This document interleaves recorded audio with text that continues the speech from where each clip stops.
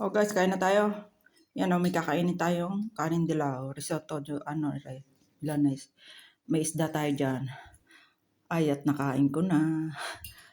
Ari ay, cauliflower, may beans tayo dyan. At ito yung ating kamatis. Kain tayo. Nakain na ng Inday yun. Siyempre, hindi pumayag na walang kanin.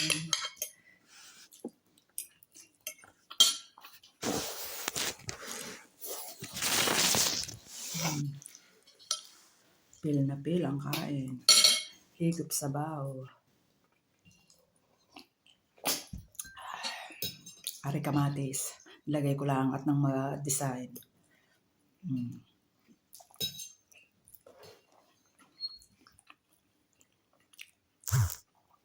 Sarap.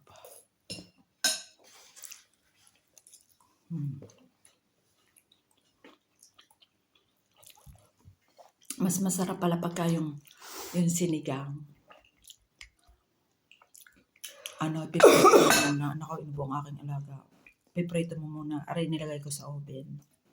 Hindi siya paprito. Masarap pala.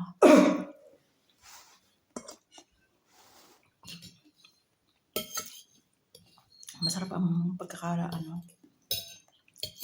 May nakikita kasi ako, mga karels natin. Ang gulay niya, nilalagyan ng isda. Prito. Sa atin ay tawag sa amin yung mga KNA.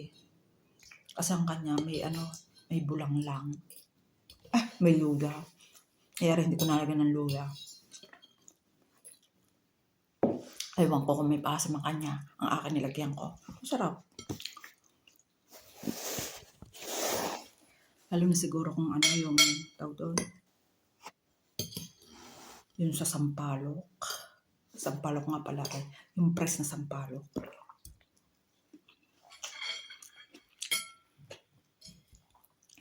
Nakapulot na naman tayo.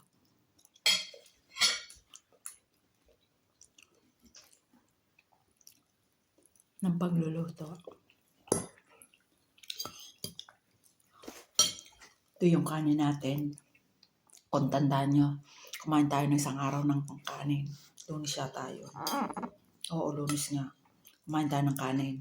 Dinagdagan ko, yan. Ilagyan ko na lang siya ng sibuyas, bawang bago yung ginagamit nilang sa perano. Kaunting tubig.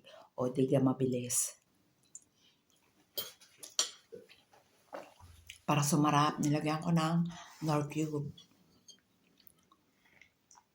Hindi na ako nagluto na matagal.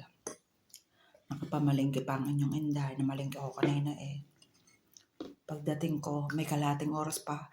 Abot pa ako sa oras niyang gusto. Siya, sige guys. Thank you for watching. Matalinong Inday. Bye-bye. God bless.